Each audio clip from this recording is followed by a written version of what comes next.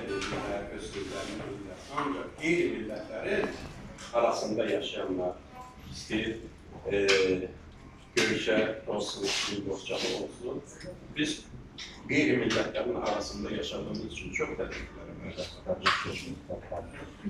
məruz qalmışız. Buna görə vətən mövzusu bizim üçün ən yaralı yerdir. Onu yenə deyirəm, Azərbaycanda yaşayanlar o yaralıcısındadır bizim için. Şimdi bak, təxminən 30 ilə yaxındır, yəni Borçalıdan da dünlər gidişəm. Romsa bölgədə. 98-ci ildən orada da böyük göç Azərbaycan'a.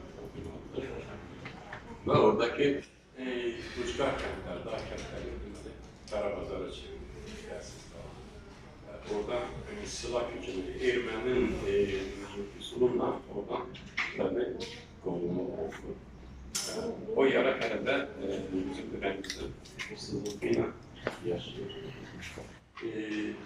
Bu pandemiyadan sonra yolların, bu sərhədlərin bağlanması bizim için böyük bir maliyyə.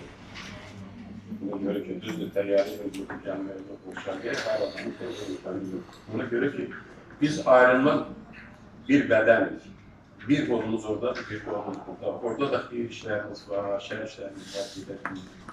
Burada olanlara da oradan buraya gələdir. Yəni, bu həsrət getdikcə artır, elə ümid bərsi edir ki, bu gün açılacaq səhərəsə var, səhərət açılmır ki, açılmır. Kesimə düşür. Ona görə mən belə bir şey demək istəyirəm. Mən solmuşam bir gül kimi, saralmışam sümbül kimi, nalə çəkən bülbül kimi ötməyə vətənməzdir. Dözənmirəm bu əzaba, bulaşıram oba, ümid bəsləyib sabaha getməyə vətənməzdir. Barışımla hər bağını oxşayıram, yarpağını qucaqlayıb yarpağını vətənməzdir.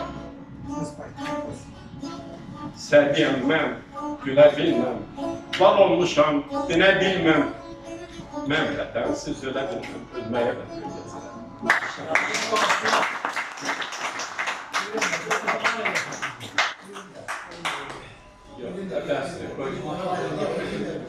Köylere koy şeyleştir.